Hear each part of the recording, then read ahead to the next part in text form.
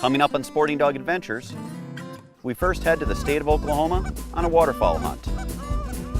Then we end the episode by heading to the Great Lake, Michigan, where we hunt from layout boats for diver ducks. Stay tuned for our high-flying adventures.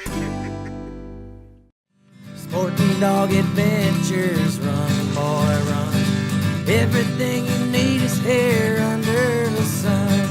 Everything you need is here under the sun. Welcome to the Sporting Dog Adventures channel. Please like our video and subscribe so you catch our 3 new videos weekly. This week we head to Oklahoma to hunt with Chris Anderson and the Goose Cowboys. Chris bailed me out. I was in Reno, Nevada, and we were supposed to fly to Kansas to go on a waterfowl hunt, and everything froze up and all the birds left. I contacted Chris, who was a little farther south in Oklahoma, and within a day he had me set up in a small farm pond with a bunch of different species of waterfowl in the area. For the first part of the hunt, we got out a young dog named Cruz. Cruz is a Nova Scotia duck-toeing retriever and a great little dog. At first light, the birds started to work right away, and we started knocking them down. The birds like to land in this pond, and their normal routine was then to walk up into the field to feed. This hunt was a great experience and training opportunity for a young dog like Cruz. He had never seen ice before. Cruz, come here. The biggest problem he faced on this hunt was he was too light to actually break the ice this early in the morning. Come here. Yep. Come on, bud. After Cruz had several retrieves, I went and got Rommel out of the truck because he is a big, powerful dog and more suited for these conditions. While I was walking to get him, they knocked a bunch of birds down. Woohoo! Good shooting, boys. Once we had Rommel out, he got to show off his ability and his title as Master Hunter, as he did a bunch of blind retrieves. Rommel.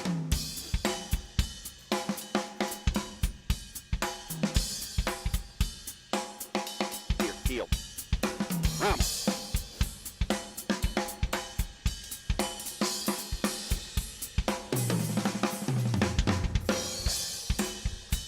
Here.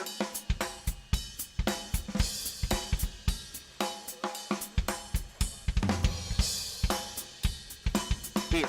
Hold. Drop. Heel. Heel. Back.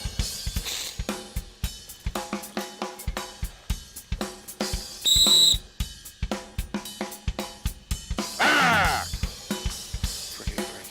Good deal.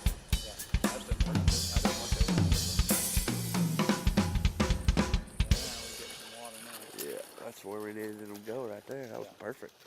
So Chris Anderson from the Goose Cowboys. He got us back out again this year. Yes, sir. You bailed us out after we froze up in Kansas. Yeah. You had to come down. Yeah. Had to make a phone call to my boys, Mr. Mallard boys, come bail you out though. Mallard boys hooked us up. You got to miss some Christmas stuff, so you're probably going to get in trouble with your wife. But tell me about the spread here. What do we got set up? How do we got the decoys set? Well, we're trying to draw the ducks right here in front of us. We're trying to pull them from the big part of the pond over here to us so we can get some shooting in. We've got a lot of geese sitting on this pond, a lot of ducks sitting on the pond. We're trying to just trying to get them all come our way so we can get some action. Now, yesterday I know that when you guys scouted this, a lot of the geese were up on the hill. Will this pull them down here toward us a little bit and get a look for us? Well, they were coming to the pond first and walking up on the hill, going up to get up there on the wheat field. They were sitting in the pond first and making their way up from there. How many different types of ducks are we going to shoot here? We're going to shoot every duck we can. What different types? So what kind of ducks you guys got around? Well, we got widgeons, we got gadwalls, we got mallards, teal, canvasback, pintail, ringneck, every duck you can think of. Mixed bag here in Oklahoma. Yeah. Well, hey, thanks for having us out again. Well, I want to say one thing real quick. The last set of birds that came in, I think Paul got it on film. It was when you were gone, when we didn't have to wait on you to shoot. They all died in that bunch. That happens. That happens. I got my duck repellent on, so they try to stay away from me. First 2 waves of birds that came in gave us some great opportunities for shooting and some great retrieves. When we come back, the ducks continue to work and the geese start to fill the sky. Stay tuned for more high-flying adventures after this.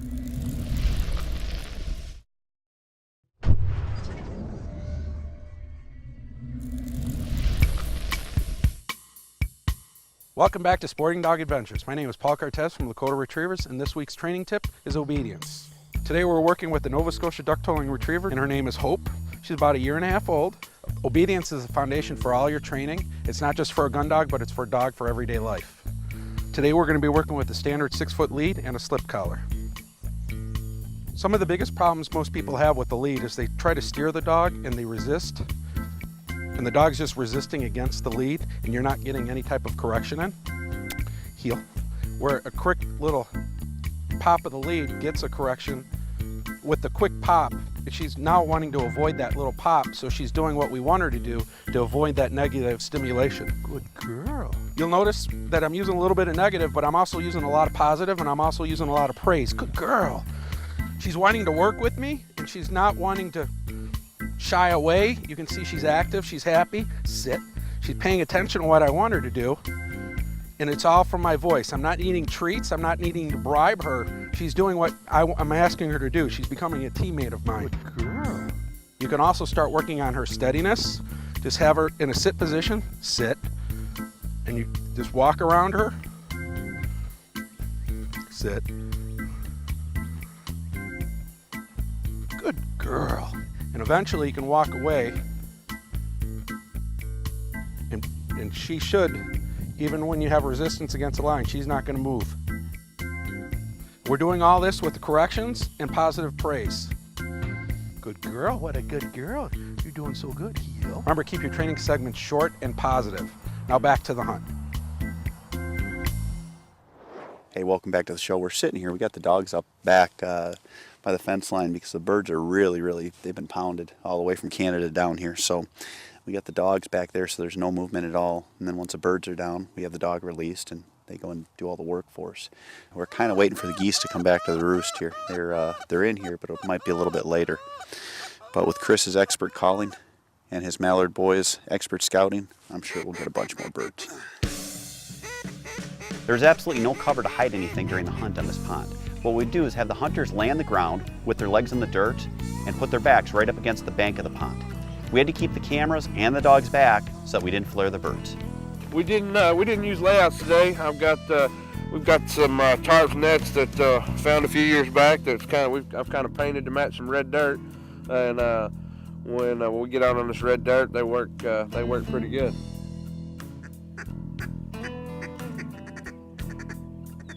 We had a big group of ducks, about 100 widgeon that were working us, and they went right to a pond next to us.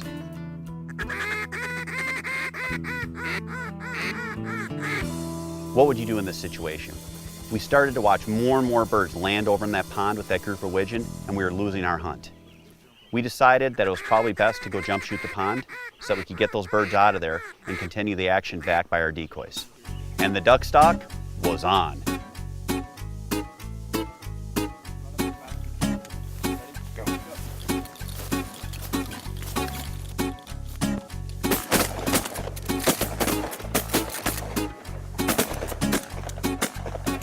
Got a couple. That was a long way. That was 50 yards. It was a long way. With our duck stock complete, we had to leave the retrieves and head back to the decoys because the geese were starting to fill the sky.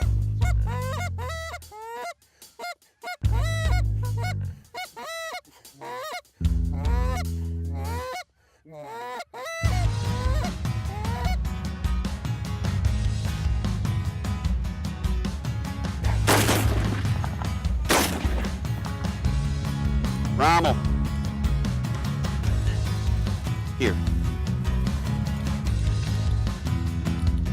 Hold. Good dog. You got him? You got him, buddy? Drop. Good boy.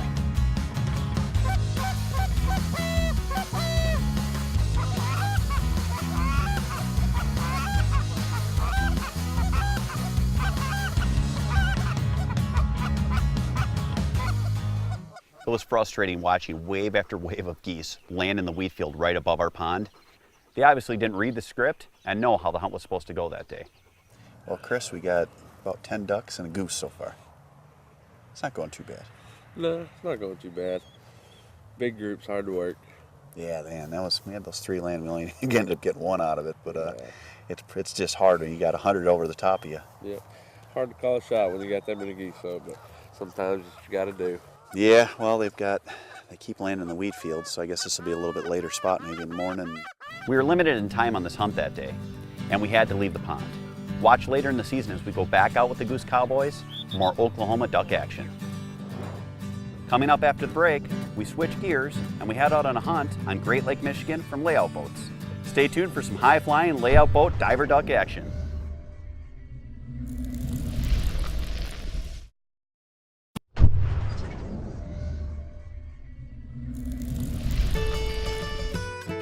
Welcome to Kids Corner, and my dad's going to show me how to clean a duck. Wrapped up our hunt in Pauls Valley, Oklahoma, and we're going to go through on how to clean a duck today. You're going to take your hands and press down real hard, okay? As hard as you can. See how you peel it back? Mm-hmm. We want to see the whole breast. See, and then we get the knife. And see this bone right here? You cut right along that bone. So see, you cut here and you cut there, and then you grab the meat.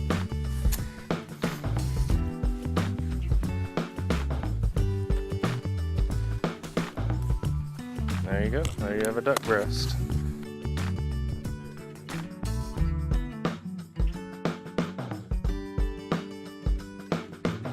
Stay tuned for more sporting dog adventures. For this next hunt, Jeff Engel put me in contact with Abe Forrester, who would offer to take Rommel and I out on a layout hunt on Lake Michigan. I jumped at the opportunity to get this big dog out in one of those little layout boats hunting for divers on the big water.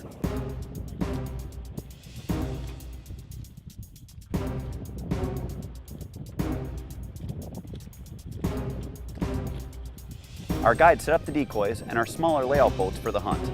Once we were set in position, the guide boat would leave and we would contact them by radio if we needed anything. We had the birds working while we were setting up. Once we got everything ready, the action began. These birds came in fast. We'd have to wait until they were in range, and usually that was right when they were cupped up and about to hit the water.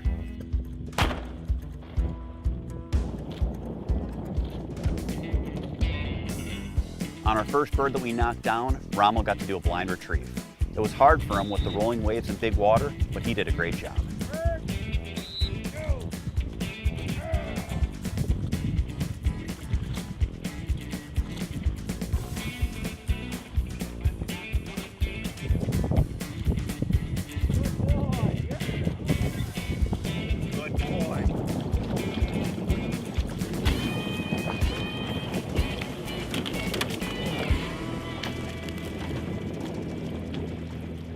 Got a nice straight bufflehead, and Rommel gave me a little bit of a Lake Michigan bath, jumping back in the boat. So definitely different, layout boat hunting with a dog. This hunt was a unique and foreign experience. It was big water, fast birds, and you're hunting out of small boats and rolling waves. Even the most accomplished hunter would be challenged in these conditions. Shot. Well, here we are in Lake Michigan. It's late November. It's a cold afternoon, pretty choppy water. This beautiful Drake bufflehead came right in, and Jeff's dog Rommel made a great retrieve. We're hunting in layout boats. A very challenging way of hunting, very exciting way of hunting. You're really on ground level, or in this case, water level, and the ducks seem to come really close. The trick is to hunt her up, get as low as you can get, and just wait.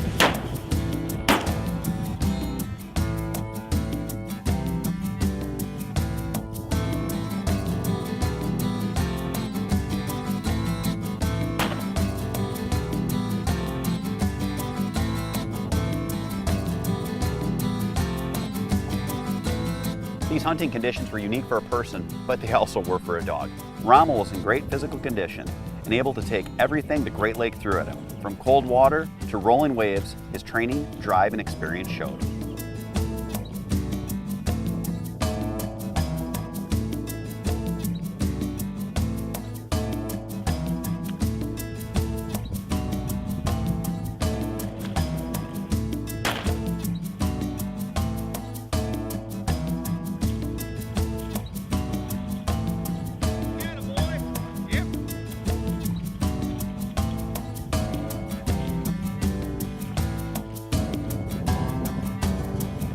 Waves are getting bigger. This is it's pretty warm for Wisconsin standards this time of year.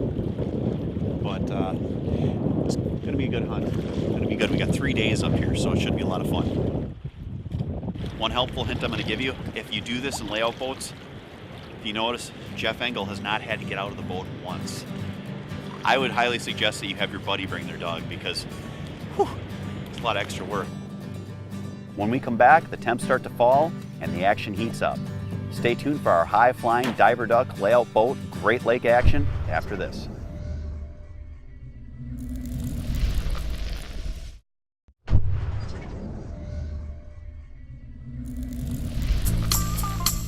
Welcome to this week's product review. This week, we have our custom-made Sporting Dog Adventures duck call made by Hadel Game Calls. This is a classic call. It's acrylic, it's double reed, and it sounds great in the field. Whether you're trying to turn birds with your hail call, you're doing a feeding chuckle, or just a classic quack, this call is easy to blow and sounds great in the field. I chose this model of call because I am not the greatest caller. I like a double reed call because it's easier to blow, it's got a good stylish look, and when we field tested it, it worked.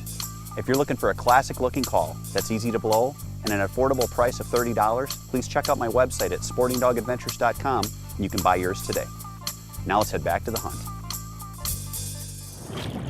Hey, welcome back to Sporting Dog Adventures. We're out here with Abe Forrester, our guide, and we are in Lake Michigan, the Door County area of Lake Michigan.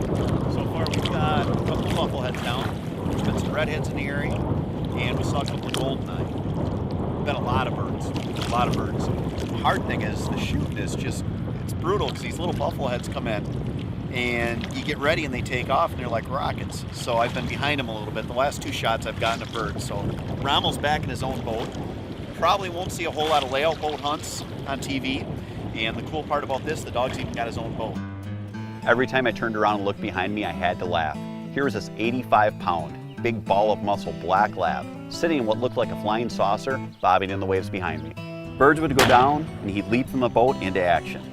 The only thing that I need to do for the next hunt is get a dog ladder so I don't have to lift him back in.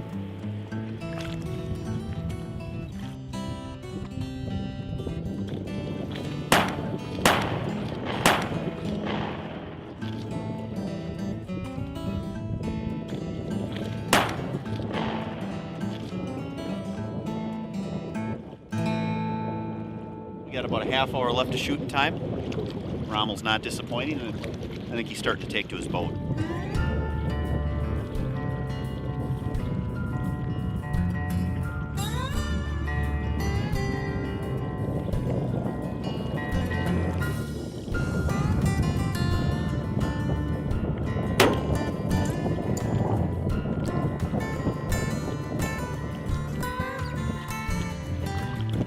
On a couple of the retrieves, the birds were wounded and they put a lot of distance between the layout boats and Rommel.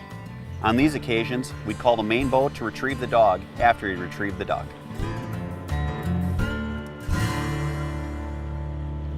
Well, we're at the end of our first afternoon here in Door County, Wisconsin. It was fun. Sitting in these little boats, which I've never done before, eating waves to the back of my head and turning my hands a little blue, but Rommel's still sitting back in his boat. Jeff shot good for me, and it's been a lot of fun. Weather's changing. It's supposed to have a little bit of rain tomorrow. We're going to hit some islands offshore, and there's supposed to be divers as well as some puddle ducks out there. So it should be quite the experience.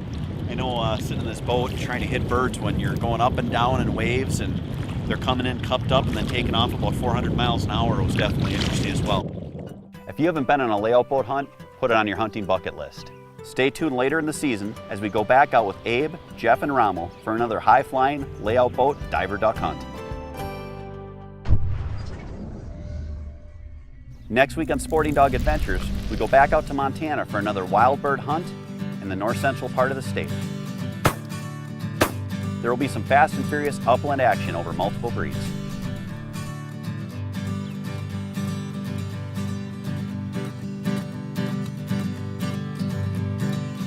Closed captioning is brought to you by Hadel's Game Calls. Goose Cowboys. You got a website?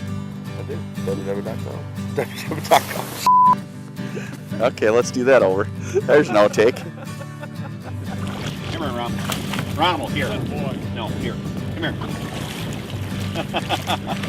Bravo likes me. Jeff's not liking Rottweiler right now. Everything you need is here under the